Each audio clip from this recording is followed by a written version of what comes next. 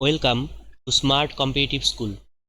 আজকে আমি one liner GK class number 11 নিয়ে এসেছি।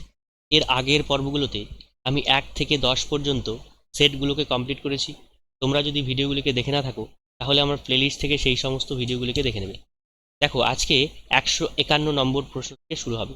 তার মানে এর আগের 10টি সেটে 1 থেকে 155টি কোশ্চেন কমপ্লিট হয়েছে। ঠিক আছে, প্রথম প্রশ্ন দেখো কি বলেছে।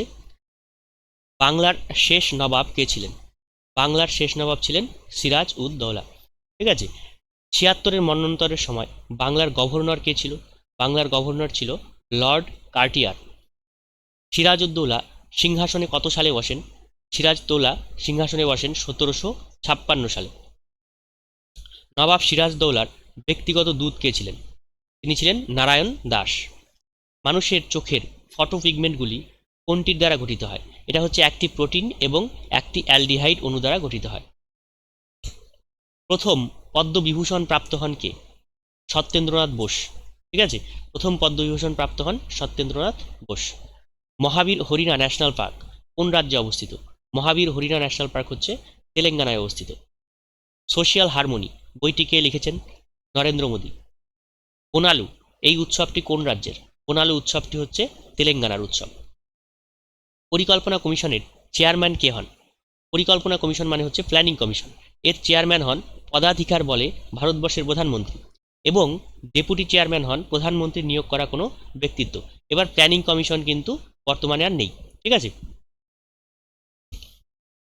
গণপরিষদে ভারতবর্ষের সংবিধান কবে গৃহীত হয়? এটা হচ্ছে 26শে নভেম্বর 1949 খ্রিস্টাব্দে গৃহীত হয়। ঠিক আছে, আর কার্যকর হয় কবে? 26শে জানুয়ারি 1950। ঠিক আছে, কার্যকর হয়। গণপরিষদের শেষ অধিবেশন কবে সংগঠিত হয়? গণপরিষদের শেষ অধিবেশন সংগঠিত হয় 24শে জানুয়ারি 1950 খ্রিস্টাব্দে।